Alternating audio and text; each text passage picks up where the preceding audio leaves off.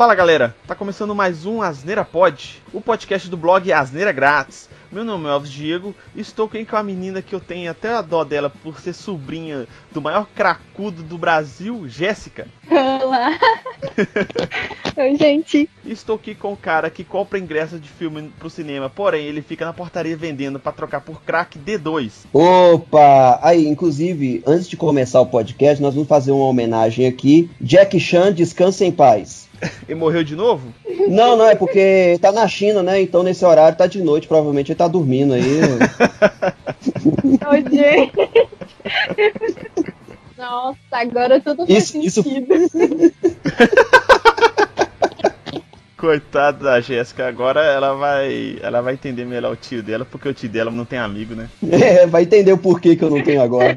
Então, meus amigos, a gente tá aqui pra falar de um papo que a gente também, se eu não me engano, a gente falou no ano passado. A gente falou D2 dos filmes de 2018? Falamos, né? Falamos sim. Então tá, então é porque eu não tava lembrando das coisas que eu gravo. A gente vai falar aqui sobre os melhores filmes de 2019. A gente fez, igual eu falei, a gente fez aqui no ano passado falando de 2018, o link vai estar aqui no post também, pra quem quiser ouvir. Só que, diferente desse ano, a gente tem uma especialista aqui, né? A Jéssica é formada em cinema, então ela vai ter propriedade das coisas que vai falar, não vai ser... Vai ser tipo eu e você. Idiotas falando somente, entendeu? Vai ter uma pessoa com propriedade, né? Com conhecimento, de fato. Ou não. Ou não, né? Você tomou quantos pau lá na faculdade? Sacanagem. Você demorou quantos anos pra formar? Olha, eu Quem que você se forçou pra passar? Então, eu não tomei pau, mas assim, se eu lembro de alguma coisa, já é uma questão totalmente diferente. Seu tio não fazia você matar a aula pra fumar crack com ele, não, né? Não. Que a gente tá pensando somente na pagar a conta no final do mês. Né? Porque os boletos vêm. E eu não tô menosprezando aqui o Marçal, tá? Porque o Marçal, apesar dele não ter uma formação em cinema, ele tem grande conhecimento das coisas, porque inclusive ele fazia aquelas encenações lá no Coliseu, ele que inventou a sétima arte lá nos tempos remotos e tal, então respeito, Marçal. Teatro com máscaras na Grécia foi invenção dele, então o cara é conhecido, ele sabe o que tá falando. Exatamente, então a parada mesmo é só eu e D2 que falamos merda mesmo, direto aqui. Sem mais delongas, vamos lá pra listagem dos melhores filmes que a gente achou de 2019.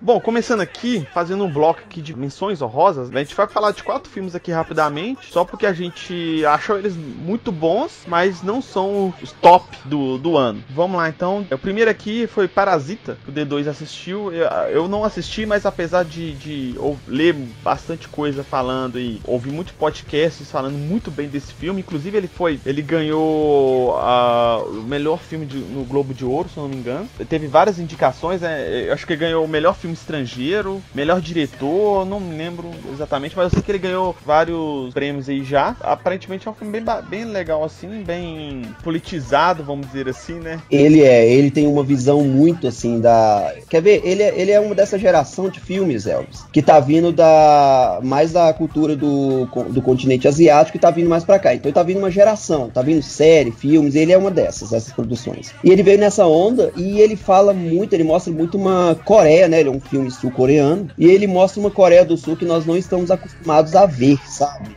Porque Coreia do Norte não tem dinheiro pra fazer filme, né, velho? Só fazer bomba, né, Zé?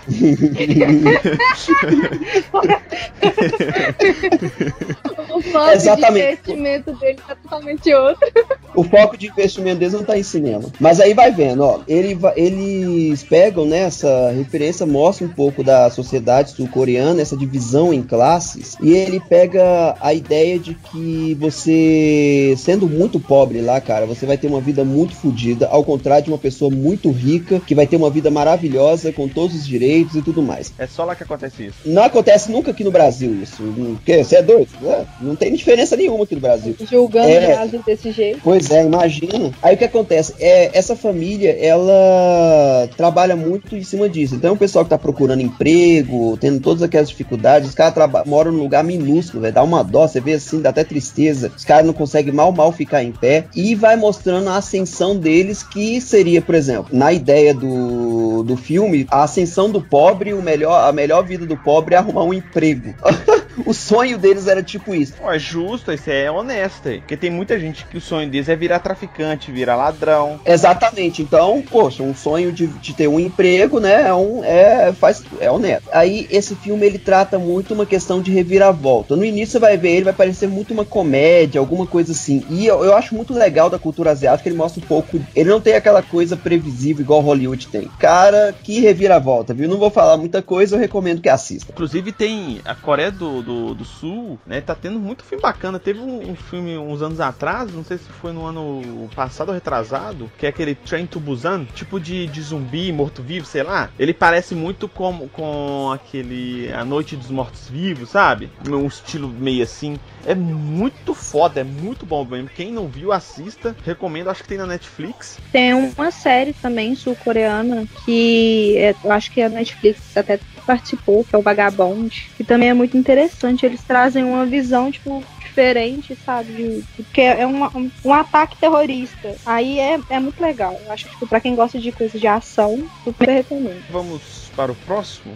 Eu não sei se o pessoal que assistiu, eu assisti tem pouco tempo, Era Uma Vez em Hollywood. Eu achei esse filme interessante, bem legal, mas eu acho que não é tão glorioso igual o pessoal fala dos filmes do Tarantino, não. Eu achei bem legal, bem interessante, talvez é porque eu não tenha a bagagem do que realmente aconteceu, porque ele é baseado lá em alguns fatos lá do que é referente ao massacre que foi ordenado pelo Charles Manson, com o casal lá em Hollywood e tal. Acho que a galera que tem essa memória, eu acho que teve um impacto maior, porque não foi exatamente igual aos acontecimentos reais. Em um certo momento lá, teve uma reviravolta diferente do que aconteceu de verdade. Assim, a cena em si, eu achei muito foda, que é essa cena do Tarantino, tá a assinatura dele ali. Sangue. Porque a assinatura dele é sangue. Exatamente. Então, tipo assim, é igual aos outros filmes e tal. É um filme bem diferente dele, assim. Na verdade, a maioria dos filmes do Tarantino, ele tem muito diálogo, né? E os diálogos dele são bem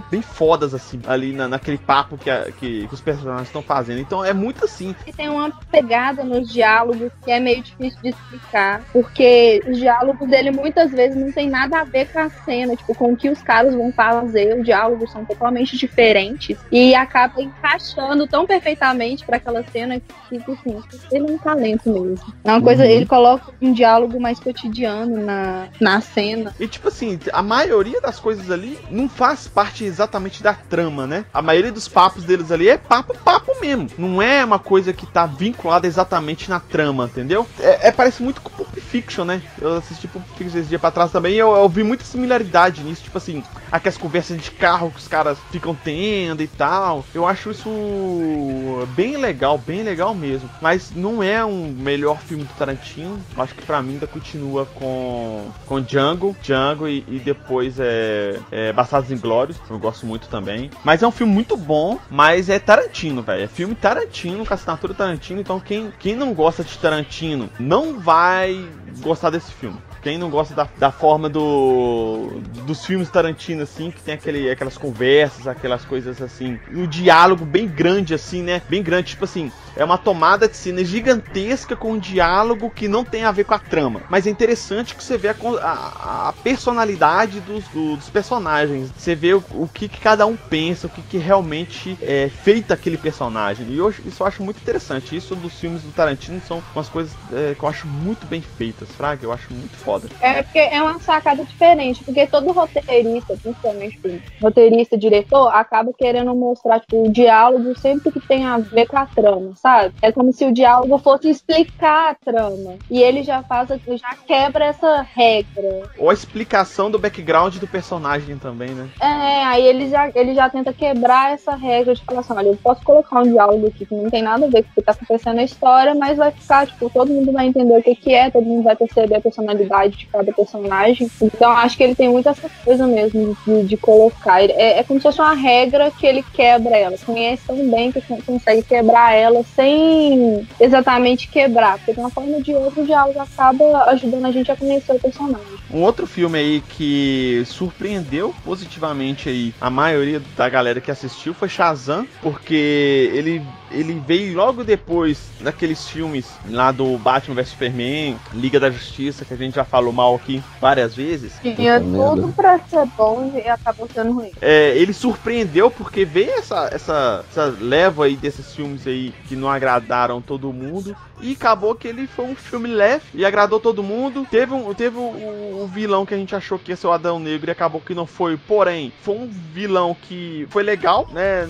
Não foi aquele vilão que foda de vilão, mas foi um vilão coeso pra história, que dá um gancho pro filme do Adão Negro, que inclusive acho que já começou a pré-produção, a produção agora, se eu não me engano já começou. Inclusive tem post aí do Dwayne Johnson, o The Rock, né? Ele já se preparando pra interpretar o Adão Negro. Então, nos próximos anos aí, 2021, 2022, deve lançar já o filme. Eu espero que, por enquanto, não tenha uma participação ainda do Shazam, que conta a história dele lá atrás, que começou referenciando no Shazam agora, e no Shazam 2 tenha a história dele. Inclusive, no Shazam tem uma pequena easter egg no final do filme lá com o Super-Homem. Uma cena pós-créditos lá, né? Não mostram o rosto, porque não usaram o ator lá que fez o Super-Homem pra fazer essa pequena ponta no filme. Porém, ia ser muito foda que o próximo Shazam tenha realmente a participação do homem do Super-Homem, combatendo o Shazam,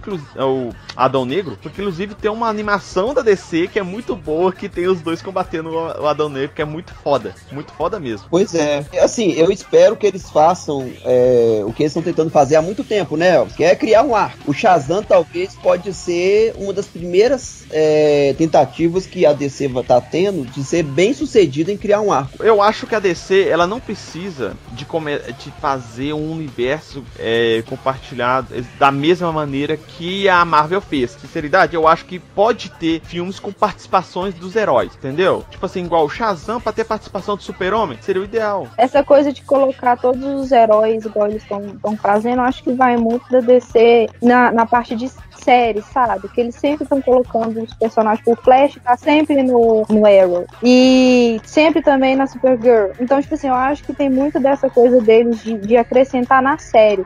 Não sei se em filme ficaria tão bacana assim, sabe? Não que seja tipo mil maravilhas, porque eu acho que eles já estão exagerando demais. Mas, assim, sim, eu acho que eles poderiam pensar que não tem tanta necessidade assim. Algumas participações poderiam ser interessantes, mas forçar no filme igual eles estão querendo fazer, porque eu sinto muito que, tipo, querendo ou não, existe uma competição Marvel e DC. Aí eles acabam querendo competir muito com a Marvel, mas não estão conseguindo fazer a mesma coisa, sabe? Eu acho que eles podem buscar uma saída diferente pra isso. Pois é, e eles conseguem, igual eu falei, eles conseguem criar a ideia do arco e conseguem criar a ideia de algo que, ironicamente, né, a Marvel fez com o universo Marvel dela lá, mas eles conseguem criar uma coisa muito melhor do que isso, que é a ideia de, igual vocês falaram, a ideia de várias histórias, um vai participando do outro sem precisar de uma necessidade de explicar, e cara, eles começam a criar uma coisa que a gente vai até falar um pouquinho na hora de falar do Coringa, eles conseguem consolidar ainda mais o arco Dark deles, cara, que da DC é um dos melhores arcos que tem, velho. Shazam foi um filme, igual a gente falou, que surpreendeu mesmo, muito bom, muito engraçado, apesar de alguns detalhes assim que não me agradou, mas o filme foi bem legal, eu achei muito bom, muito engraçado. E tá aí, as menções honrosas deste ano de 2019. Agora vamos lá falar um pouquinho dos filmes que a gente achou mais foda.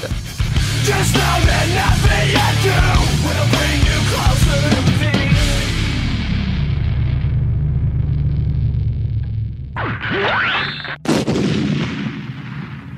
Bom, começando aqui, filme que surpreendeu geral em 2019, o D2 dentro do cinema, antes do filme terminar, ele já mandou mensagem pra mim querendo gravar um podcast falando sobre, só que é complicado fazer um podcast sobre um assunto só. A gente já fez aí, por exemplo, falando de The Expanse, a série, e Rick and Morty. Acho que a gente nunca falou de um filme específico, não. Só falou dessas séries. Eu particularmente, é bem complicado de falar, porque porque se restringe muita coisa pra galera que não assistiu, não vai ouvir o podcast todo e tal, eu acho meio complicado. Então, talvez surja algum outro filme que seja extraordinário, mais que Coringa, por exemplo, talvez a gente faça, mas a princípio a ideia é sempre a gente tentar dividir, falar de uma maneira que não dê muito spoiler, só que a gente consiga passar a nossa empolgação que foi ver o filme, etc, né? Entendeu? Com certeza. E cara,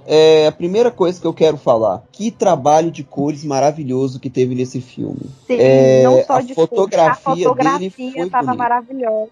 Os planos, gente, eu fiquei apaixonada com os planos, sabe? Porque, tipo assim, eles colocam o Coringa completamente, tipo, na hora que se torna um Coringa mesmo, coloca ele completamente em foco. Então, os planos, tipo assim, na hora que ele tá, tem até mesmo no trailer, ele passa na maquiagem e tudo mais, na hora que foca nele, passando o pincel na língua, assim, você já percebe que, tipo, olha, ele não tá tão bem assim. Então, tipo, eu acho que os planos dele, a fotografia, as cores, o figurino também me surpreendeu bastante, porque é um filme de época, só que não é um filme de época representado, não é um filme de época representado com aquele efeito sépia que eles costumam colocar, sabe? Tipo, é uma foto amarelada, uma coisa assim. Não é uma coisa, não é um filme de época representado desse jeito. É um filme de época que traz as cores, tipo assim, exatamente do jeito que elas eram na época, sabe? Foi o que me surpreendeu muito. Principalmente em questão ao figurino. O figurino foi muito bom. O primeiro detalhezinho que a gente tem é até no começo, a logo da Warner, que é aquela logo da década de 70. Eu achei isso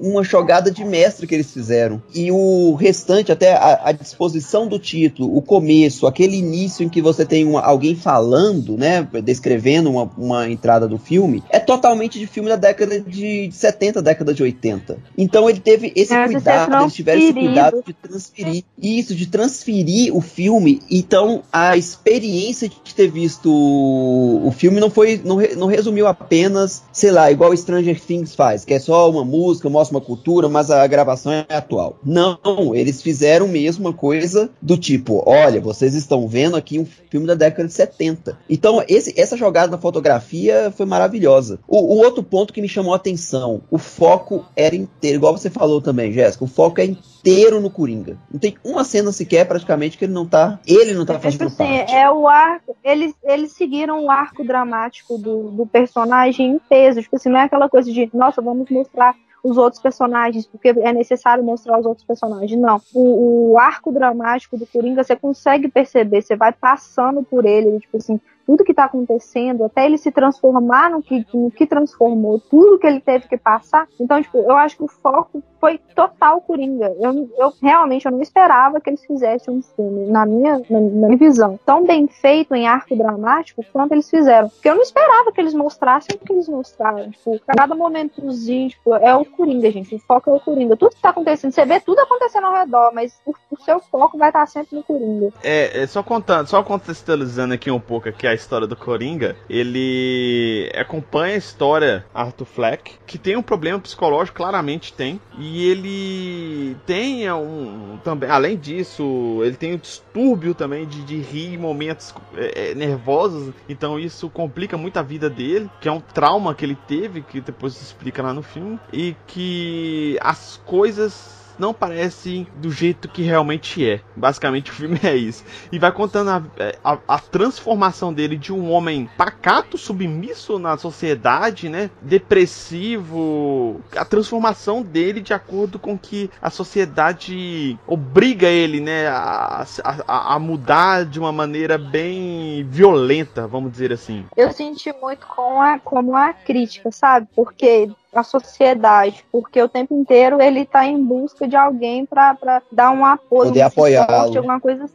Aí ele faz o tratamento dele e tal, aí quando ele descobre que tipo, vai cessar, não vai mais ter o tratamento, aí a vida dele vira de cabeça para baixo, aí que você começa a perceber, tipo assim, já não tá a mesma coisa, já tem alguma coisa que tá mudando ali, porque ele é um cara super depressivo, ele já tem um problema psicológico já de muito tempo, então tipo, ele não era uma pessoa ruim de início, sabe? Ele era uma pessoa com problema psicológico que não teve apoio da sociedade em nenhuma parte, tanto que eu tenho que parabenizar, com certeza, certeza, Joaquim, porque que atuação maravilhosa. Eu fiquei tensa o tempo inteiro. Nossa. Toda vez que ele ria, que ele dava crise de riso, que eu tava vendo que ele queria era chorar e tava rindo, eu fiquei muito tensa. Então, tipo assim, eu acho que a crítica do filme inteiro com a sociedade, tipo, olha, gente, vocês falam que a pessoa nasce ruim, mas não é assim. Às vezes é nós mesmos causamos isso na pessoa. Claro que tem casos que a pessoa realmente nasce ruim, mas tipo, é nós que causamos isso. Isso tem uma referência muito grande com o Coringa lá do Cavaleiro das Trevas, né? O Batman lá. Tem muita referência mesmo, porque lá é a mesma coisa. Só que é o Coringa tentando fazer com que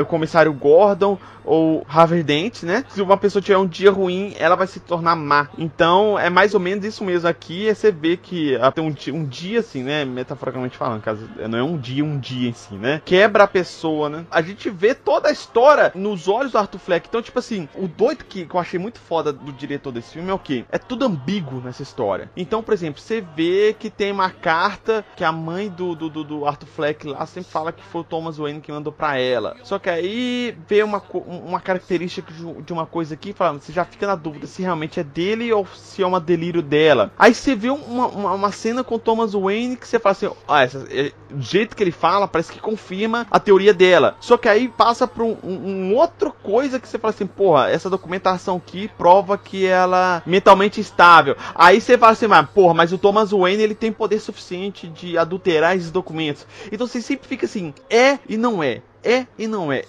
No filme todo, inclusive na última cena do filme, você fica assim também. Você fica no... Pô, isso realmente aconteceu ou não? Então, tipo assim, você fica todo filme você fica assim, isso realmente aconteceu ou não? É isso mesmo ou não? Eu acho que isso é muito legal, em que as principais pontas, eles não mostram de forma concreta. E isso eu acho muito legal. Por isso que eu acho que o filme não deveria ter continuação contando a história do Arthur Fleck.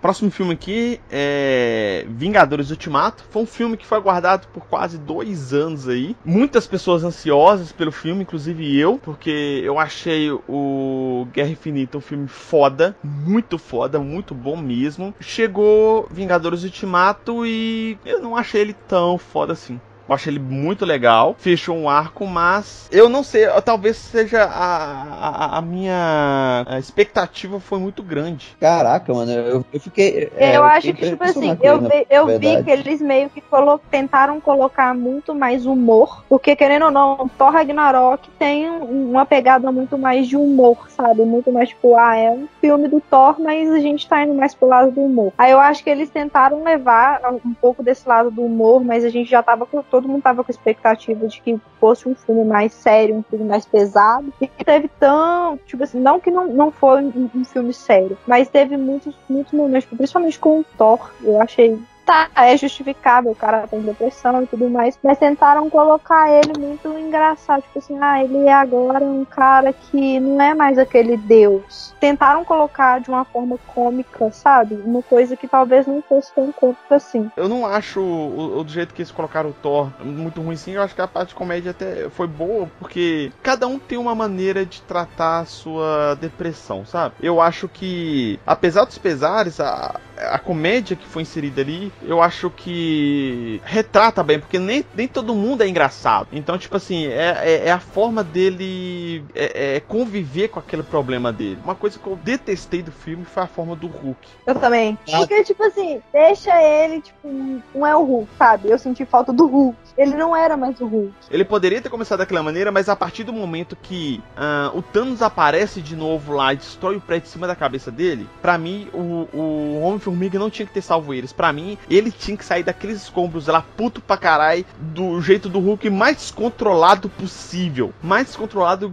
do que ele tava lá no Vingadores 1, na hora que acontece a explosão do porta-aviões lá, sabe? Que ele vai atrás da Viúva Negra e tal, ela fica morrendo de medo dele, fica cagaço dele. Mais puto do que aquele jeito ali e ter ido pra cima do Thanos, cara. E metido a porrada, mas apanhado, aí depois chegarem os caras lá pra ajudar ele, sabe? Aí ia ser...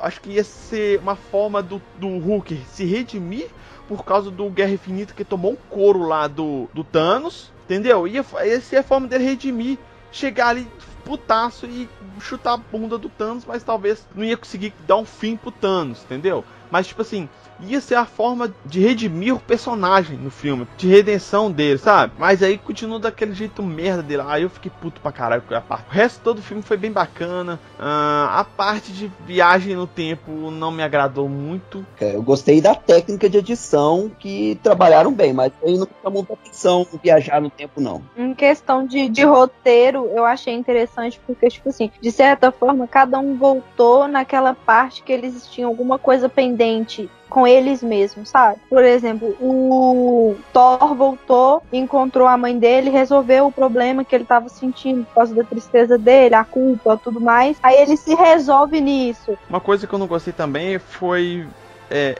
voltar tudo 5 anos depois, sabe? Tipo assim, teve muita gente que refez a família, velho. 5 anos é muito tempo, sabe? Tem gente que não esquece, ok, mas igual o Homem de Ferro refez a vida dele. Foi de partir o coração, que inclusive ele foi o único que refez a vida dele, e eu não quero falar muito disso. Pra mim, eles tinham que ter voltado exatamente ter conseguido resolver as coisas no instante depois que o Thanos deu o primeiro estalo na Terra, sabe? Eu acho que aí ia ser mais legal, porque, tipo assim, aí eu fico até pensando no seguinte: teve pessoas que foram arrebatadas pelo Thanos que estavam dentro de aviões, certo? Sim. Todo mundo voltou exatamente no mesmo lugar onde eles estavam, certo? Sim. Então, o que aconteceu com esse povo que tava dentro do avião? Eles voltaram e começaram a praticar o canibalismo sem fim. Não! Eles caíram do céu, caralho! Eu sei, velho. Eu tô falando que eles caíram do céu e... O pessoal que tava em navio no alto mar morreu tudo afogado, velho! Olha que desgraça, entendeu? Mas eu acho que, tipo, nessa questão deles voltarem os 5 anos após, eu acho que foi muito da saída deles pra conseguir finalizar esse arco da UCM, sabe? Tipo assim, a gente tá precisando logo finalizar isso, então vamos fazer esse negócio desse jeito. Eu acho que foi essa saída. Não foi a melhor, acho que poderiam ter feito alguma coisa mais bacana. Não foi a melhor, é claro. Mas foi uma saída que eles encontraram, tipo assim, agora já não é mais aqueles heróis, agora vai vir uma onda de heróis novos.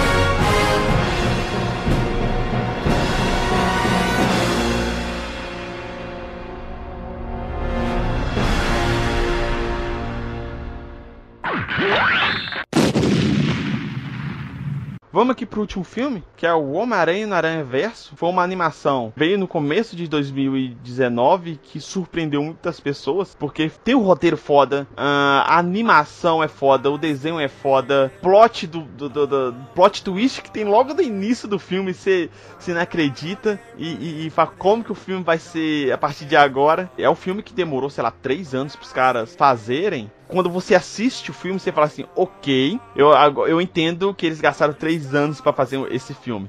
Porque realmente é um filme muito bom, muito bem feito. Um traço bem singular.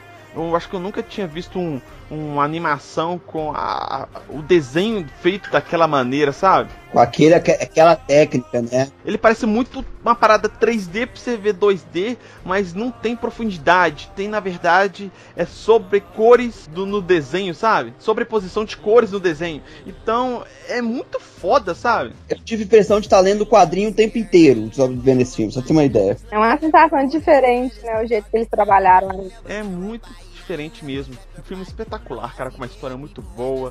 Você entende as motivações, você tem apreço com os personagens, você vê, e o Homem-Aranha é um dos personagens que eu mais gosto, assim, sabe? Desde pequeno. O primeiro quadrinho que eu tive foi um quadrinho do Homem-Aranha. Uma das melhores animações dos anos 90 foi aquela animação do Homem-Aranha, que é pra mim a melhor animação da Marvel até hoje. É essa do Homem-Aranha, que é muito foda. Conta vários arcos do Homem-Aranha. Conta o arco do Homem-Aranha, clone do Homem-Aranha. Conta o arco dele se transformando em uma aranha de verdade. Conta o arco do Venom. Conta o arco do Carnificina. Conta o arco de multiverso do Homem-Aranha, que é mais ou menos essa história que foi contada aqui nesse filme. Então, tipo assim, aquela animação dos anos 90, quem não viu, veja que é datado, né? Que o desenho é bem diferente do que tem hoje, mas a história é foda. Assistam, é uma recomendação que eu tenho. Porém, esse filme também, Homem-Aranha no Aranhaverso, eu acho que foi realmente até uma homenagem a esse Aranha dos anos 90 lá. Se eu não me engano, tem uma cena, né? Tem uma cena que ele faz uma homenagem. É muito foda. Assim, eu acho muito legal, eu já comentei isso já, essa maneira de você ter crossover de histórias diferentes do mesmo personagem, eu acho muito legal. E eles conseguiram explicar, né, todos os personagens, de certa forma, eles conseguem explicar, tipo, todos os personagens, sem ter que mostrar, tipo, exatamente cada coisa, porque às vezes os diretores, os roteiristas, igual a gente tinha falado, eles procuram sempre explicar, como se as pessoas não fossem entender muito bem, e ele não teve essa necessidade de explicar, todo mundo entendeu quem que era cada um dos personagens, sem necessidade de, tipo, agarrar-se aquilo o tempo inteiro. Exatamente, acho que o Homem-Aranha é um dos poucos personagens que ele tem o multiverso dele, né, o Aranha-verso, que pode ser apresentado sem explicar demais, igual a Jéssica falou, entendeu? Todo mundo consegue pegar essas referências desses outros caras. Acho que é um dos poucos, acho que eu não conheço não me lembro aqui de nenhum personagem que tem múltiplas versões dele mesmo que a galera conhece. Eu não tô lembrado aqui de cor assim. Ele é um dos poucos, tá bom? Que tem as várias versões que o pessoal vai conhecendo assim, ele é um dos poucos mesmo. É um dos melhores filmes de 2019, sem dúvida. Sem dúvida nenhuma, cara. Tanto em técnica, quanto em história, quanto em... Cara, você não vê o tempo passar. É um dos filmes que você não vê o tempo passar mesmo. Então, D2, qual foi o melhor filme aí de 2019? Pois é, o meu melhor filme foi o Coringa, sem dúvida nenhuma. Eu consegui perceber o quão importante é um bom trabalho de personagem e o quão barato isso pode sair, no sentido que ele não teve tanta produção. Vocês notam que ele é um filme que não tem muita produção, que eu digo, né, efeito especial, muita coisa nesse sentido. Entretanto, o trabalho de atuação e o trabalho de ambientalização nesse filme é tão bom que você simplesmente passa despercebido qualquer outra coisa e, cara, isso foi uma recuperação do cinema. Uma respirada que o cinema deu depois de muito tempo lançando, principalmente a DC, né? Depois de muito tempo lançando esse filme bem bosta.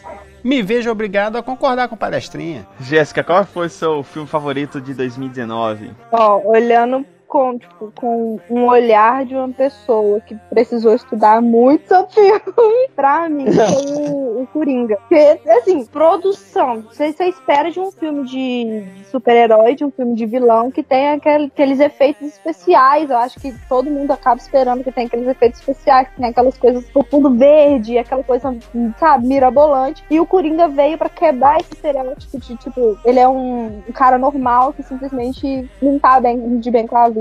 A fotografia, principalmente, me encantou bastante. Eu acho que a DC voltou de um jeito com o Coringa, ela surgiu de um jeito totalmente diferente dos outros filmes dela. É um filme maravilhoso em todas as questões de produção e principalmente na direção de atores, que eu acho que foi brilhante. Bom, acho que vai ser unânime aqui também. Eu achei o melhor filme de 2019 foi Coringa, porque ele não era um filme do jeito que a gente esperava. Eu particularmente não tinha muita expectativa.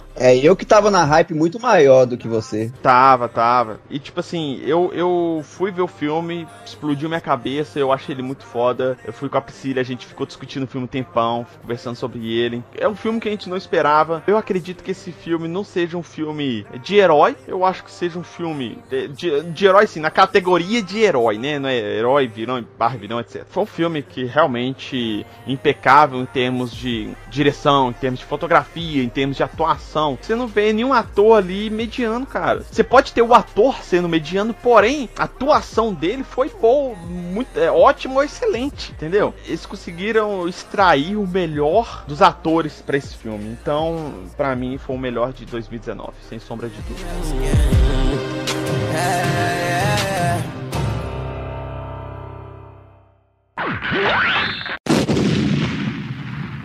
Então, meus amigos, esses aí foram os melhores filmes de 2019, na nossa opinião.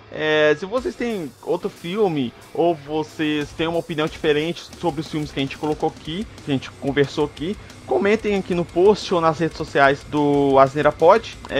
O Asneira Pod, ele tá em todos os feeds de podcasts que você conhece, no Apple Podcasts, no Google Podcasts, no Spotify, no Deezer, e inclusive no YouTube você pode ouvir também o nosso podcast lá, e também pelo site asneiragratis.com.br. Você pode ouvir os podcasts e ver os outros posts do nosso blog lá também. D2, as redes sociais do Asneira Grátis. Twitter ou Facebook. O Instagram, só digitar /Asneira Grátis. Siga a gente lá, vocês vão estar recebendo sempre uma atualização do nosso podcast. Não postamos muitas coisas, então a gente não vai encher seu feed.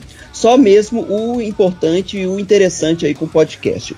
Caso vocês queiram dar uma sugestão de algum episódio ou mesmo feedback, o e-mail é contato@asneiragratis.com.br, ou vocês podem ir no comentário do post dentro do site asneiragratis.com.br. De praxe aqui, o meu Twitter e o Twitter do D2 vai estar aqui no post.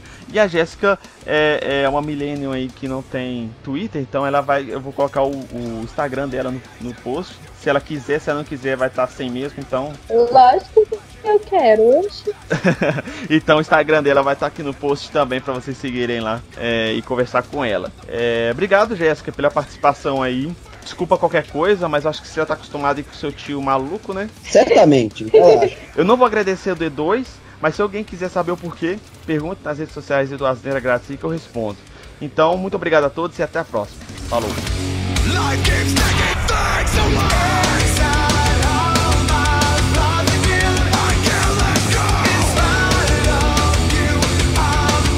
Sem sombra de dúvida. E olha, gente, que o Elvis falar isso foi melhor que um Oscar, viu? Porque esse menino aí, pra gostar de alguma coisa, eu vou te falar, viu? Eu gosto só dessa voz, desgraça. Mas voltando aqui. Nada.